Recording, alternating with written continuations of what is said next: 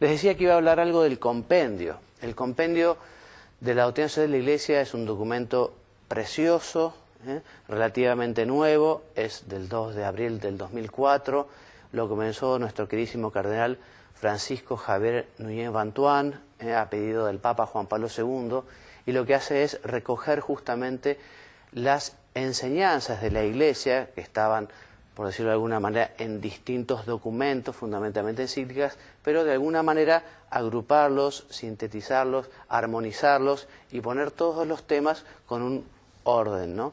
Es un documento que vale la pena leerlo, es un documento que vale la pena tenerlo en casa y ojalá efectivamente esas directrices generales sobre lo que es la persona, el bien común, el trabajo, el derecho a huelga, en fin, y tantos temas que ya vamos a ir viendo, se tuvieran en cuenta a la hora de gobernar una nación. Les decía recién, la doctrina social de la Iglesia no ha sido pensada originariamente como un sistema orgánico, sino que la Iglesia se ha ido manifestando a medida que han venido los problemas, y así como en teología, de alguna manera, la Iglesia avanza gracias a los herejes, porque cuando viene un error se necesita el esfuerzo, digamos, de poder explicar aquello según las enseñanzas evangélicas, según las enseñanzas de Jesucristo. En la sociedad ha pasado un poco lo mismo, cuando se han dado diversas injusticias en el orden social, entonces la Iglesia ha dado el criterio moral, ha dado la orientación y ha explicado cómo se tienen que resolver o procurar resolver esos problemas. Entonces, por eso les decía también que la Iglesia no ofrecerá soluciones técnicas concretas. Eso está para los políticos o para los gobernantes o aquellos que tienen a su cargo la tarea, digamos, de llevar adelante estas cuestiones en una nación, en un país. Te voy a pedir, si podés leerme, por favor, Mónica, estos que son los documentos sociales más importantes, digamos, si uno quiere decir, bueno, ¿dónde está la doctrina social de la Iglesia? Bueno, ahora fundamentalmente compendiada en este nuevo documento que les decía recién, del 2 de abril de 2004. Pero ya desde el año 1891, con León XIII, tenemos la encíclica Rerum Novarum y de allí otros documentos que nos vienen hablando de estas cuestiones. Mónica, por favor. Exacto, como la encíclica Quadragesimo Anno de Pío XI del 15 de mayo de 1961, la Mater et Magistra de Juan XXIII del 15 de mayo del 61, Pacem in Terris de Juan XXIII del 11 de abril de 1963, Constitución Pastoral Gaudium et Spes de Pablo VI del 7 de diciembre de 1965, la encíclica Populorum Progressio de Pablo VI del 26 de marzo del 67, Carta Apostólica 80 de Adveniens de Pablo VI, 14 de mayo de 1971, la encíclica Laborem Exercens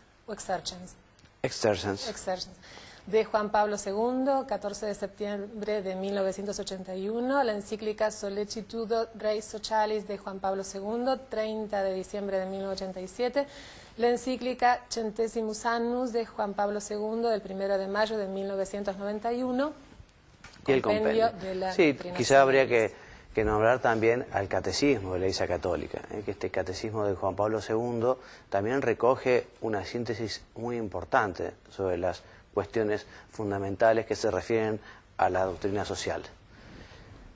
Se pregunta el Catecismo, ¿cómo puede asegurarse la justicia social?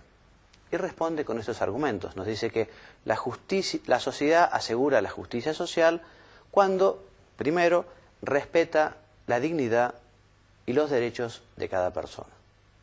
Empezando por el derecho a la vida, empezando desde su concepción hasta su muerte natural, y tantos derechos que son derechos de la persona, son derechos humanos, y que el Estado, el gobierno, las naciones tienen que tutelar, tienen que fomentar. También se asegura la justicia social cuando se procura alcanzar la justicia vinculada al bien común y al ejercicio de la autoridad. Esta autoridad, que no lo olvidemos, debe ser fundamentalmente servicio. La autoridad lo que tiene que buscar es servir a los demás. Es una vocación de una gran entrega. Por eso la política realmente es una vocación importantísima que hay que fomentar en muchas personas de buena voluntad, porque exige una gran entrega. Da pena que a veces se deje un poco de lado este objetivo para preferir, digamos, beneficios más personales, ¿no? Cuando en realidad la política debería ser en todos los ámbitos la autoridad, en la Iglesia también. En la Iglesia la autoridad es para servir a los demás, para ayudar a los demás, para promover a los demás. Y también se asegura la justicia social cuando garantiza las condiciones que permiten a las asociaciones y a los individuos conseguir aquello que les corresponde por derecho propio. Otra pregunta más.